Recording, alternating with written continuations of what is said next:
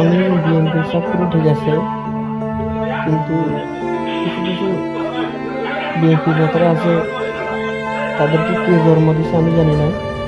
তারা মনে হয় বিজন্ম। স্থাপন চিকিৎসায় পথ প্রদর্শক হিসেবে পরিচিত এই ডাক্তার চাঁদাবাজদের কামরুল ইসলাম অসহায় দরিদ্রদের কোনো কাছে তিনি জায়গা নেই ডাক্তার হিসেবে বাংলাদেশে। ইতিমধ্যে সুনাম অর্জন করেছেন। 2000-এর বেশি কিডনি প্রতিস্থাপন করেন ডাক্তার কামরুল। আশ্চর্যের বিষয় হলো, এই কাজে তিনি কোনো পারিশ্রমিক নেন না।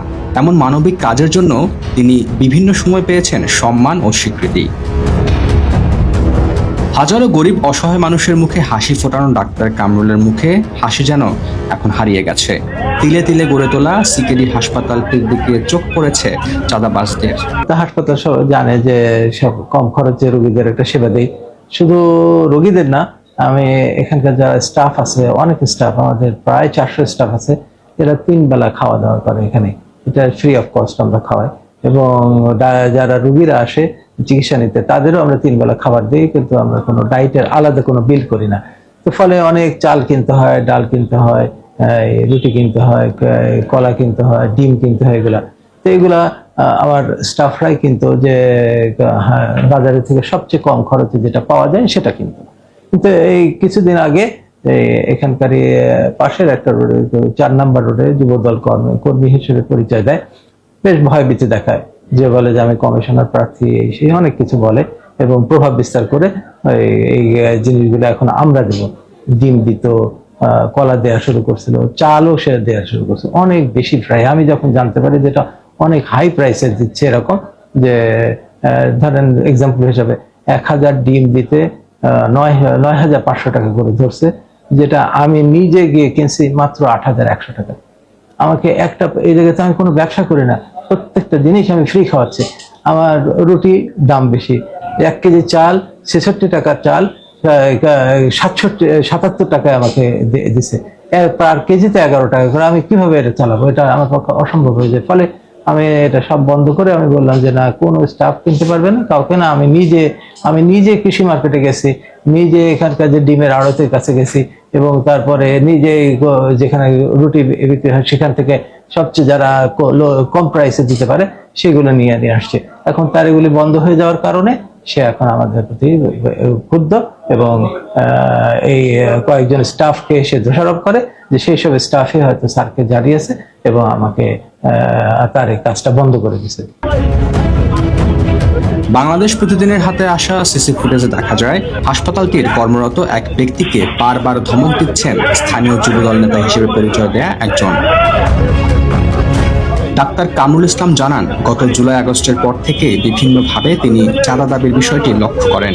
কখনো ভয়ভীতি দেখানো, কখনো আবার রাজনৈতিক তকমা ব্যবহার করে চাপ প্রয়োগ করা হচ্ছে তাকে। আমি থানাতেও জিডি করেছি, থানার লোকজনকে বলেছি, আমার বন্ধু বান্ধব যারা আছেন, ডিআইজি সাহেব আছেন, অ্যাডিশনাল আইজি সাহেব আছেন, তারাও বলেছেন, এবং ওসি সাহেব আমাকে ফোন করেছিলেন, কিন্তু সে তো বন্ধ করে নাই। আজকে সকালবেলা সেই স্টাফকে ভয়ভীতি দেখায় দিয়ে গেছে, সারা হাসপাতাল সেই স্টাফ লুকায় ছিল, সারা হাসপাতালে তাকে খুঁজছে, তাকে তুলে নিয়ে যাবে, তাকে মেরে ফেলবে, তার বুকের অনেক ক্ষতি করবে, হাত পা ভেঙে দেবে, এরকম ভয়ভীতি দেখাচ্ছে।